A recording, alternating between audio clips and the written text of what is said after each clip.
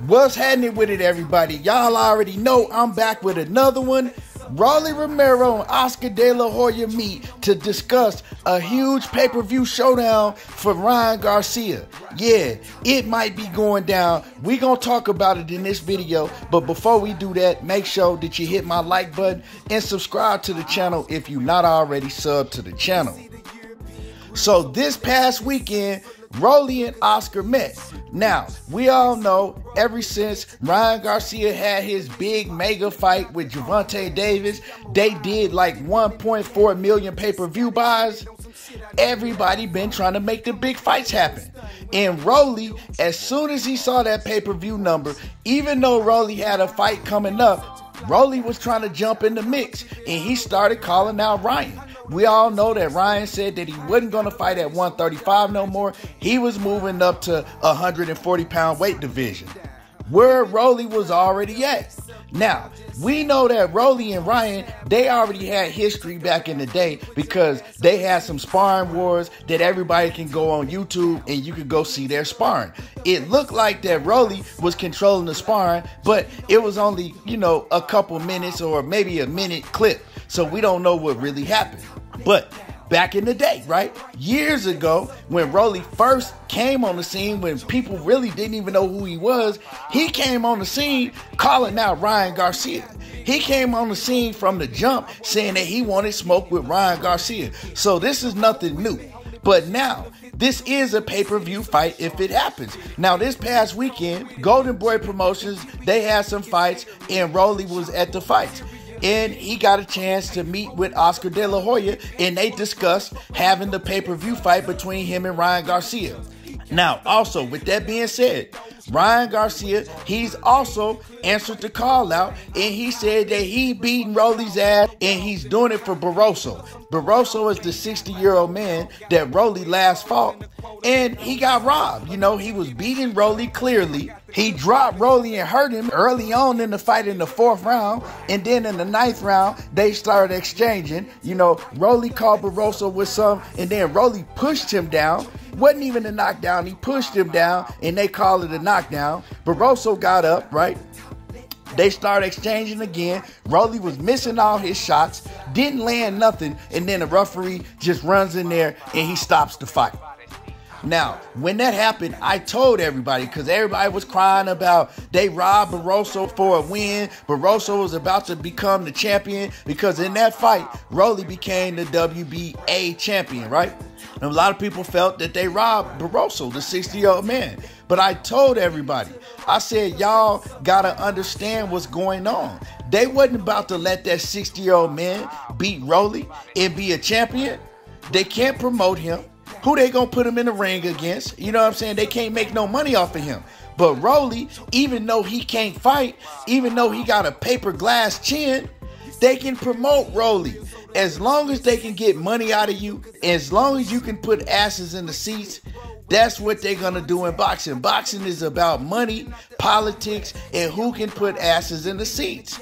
So they already knew going into that fight that they can actually promote Rollie and put him in another big, huge fight. Maybe on pay-per-view. Before this, y'all didn't know, but I put a video out about it before saying that PBC was already trying to make a fight between Rollie and Adrian Broner. Before Adrian Broner got with BLK Prime, before Adrian Broner left the PBC, that's the fight that they was trying to make. They was trying to make a fight between Rolly Romero and AB on pay-per-view. But AB, he didn't want to smoke. He didn't want to fight. He ended up leaving PBC, and that was that. But, like I said, Rollie can sell. He runs his mouth, even though people know he can't fight, but he can sell. And a big fight is Rollie versus Ryan Garcia. They knew that when they stopped that Barroso fight. They knew that they had big things in store for Rollie, right? They know he don't have a long time at the top because he's going to get beat again. But what's the best thing to do before he gets beat again? Well, put him in a huge fight and get the most money out of him that you possibly can before he loses again, get exposed again, and then they don't have no monetary value out of him. He's not no value to the promotional company. He's just another journeyman type of fighter, or he retired. So now the best thing to do is get whatever you can out of him. And that's how these promoters work. And that's exactly what we about to see with this Rollie and Ryan fight if it take place. But with all that being said, this fight might be very, very difficult to make. We saw how hard it was for them to make Tank and Ryan fight, right?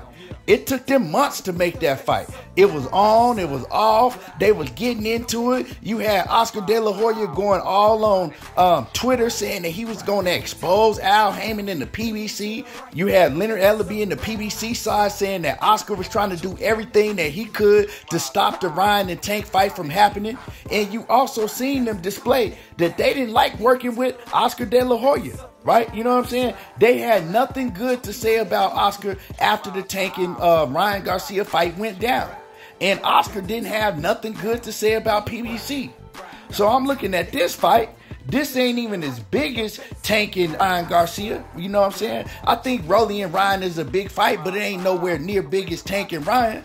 So how are they going to come together, do business with each other again and make the fight happen when they left on sour terms? The only thing good, you know what I'm saying, about the business relationship that went down with Ryan and Tank is when the pay-per-view numbers came out.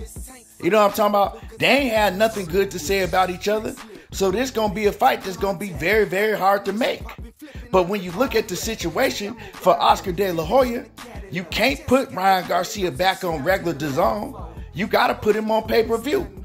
Once you jump off the porch and you on pay-per-view and you do big numbers like that, you can't go back to regular DAZN. You know what I'm talking about? You can't go back to regular Showtime.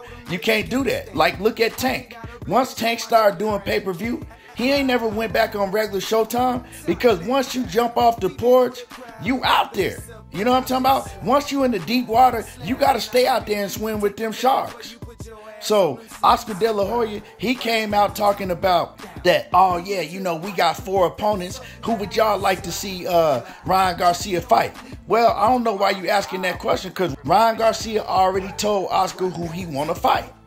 He already told Rollie, it's on and popping and I'm about to beat your ass for Barroso. Point blank and period. You know what I'm saying? It's just like that. So if Oscar has anywhere in his mind that he think that he gonna put Ryan Garcia in some type of tune-up fight and it ain't gonna be on pay-per-view, nah, bro, you can't do that. You know what I'm saying? Once you jump off that porch, he off the porch for good. You know what I'm saying? Until he start getting his ass beat and exposed, if that ever happens. But right now, ain't nobody on DAZN for him to fight. Who's over there on DAZN that they can make a big pay-per-view fight for Ryan Garcia other than Regis Prograis? You know what I'm talking about? And Regis Prograis is with Matchroom, but he's still on DAZN. But Regis Prograis, he got a fight coming up. So we already know that Regis and Ryan, they ain't gonna fight next. And you don't want to put Ryan Garcia in a fight with Regis right after he just lost to Gervonta Davis. You don't. You want to put him in the fight with a big name that he can beat. And that's Rollie. You know what I'm saying? Rollie is the perfect opponent. But you're going to have to humble yourself. You're going to have to go back over there to PBC again and do business with them. And we know how PBC work. PBC is going to want to be the lead. They going to want to be in charge of everything just like they was in the Gervonta Davis-Ryan Garcia showdown. But hey, what you going to do without them? Oscar De La Hoya Golden Boy, they need PBC for this fight. It ain't the other way around. You know what I'm talking about? Because they got plenty of fighters that they could put Rollie in with. We already know as soon as Rollie get in the fight with somebody that can fight, you know what I'm saying? As soon as they put him in the next real fight, he's going to get exposed. And he's going to get exposed with an L on his record this time. They ain't going to be able to save him next fight he be in. So why not let Ryan Garcia be that fighter that exposes him? Take the WBA strap for him. Y'all going to have it on DAZN. And it's going to be a huge fight for Ryan Garcia. And it's going to be the best fight for him to put him right back in the mix. Right? To put him right back on the map as one of the biggest fighters in boxing. While you do huge pay-per-view numbers with it. I don't know how big this pay-per-view will do, but it's going to do big pay-per-view numbers. Because Ryan Garcia, he can sell pay-per-views. He's proved that. And Rollie, he can run his mouth and he can sell. He's proved that. So make it happen. Let me know how y'all feel about this. Drop a comment in the comment section. Smash on my like button. Don't forget to comment, and y'all already know how I do. There you go, talking that boxing again, and I'm gone. Let me know who y'all got. Y'all got Ryan or y'all got Rollie?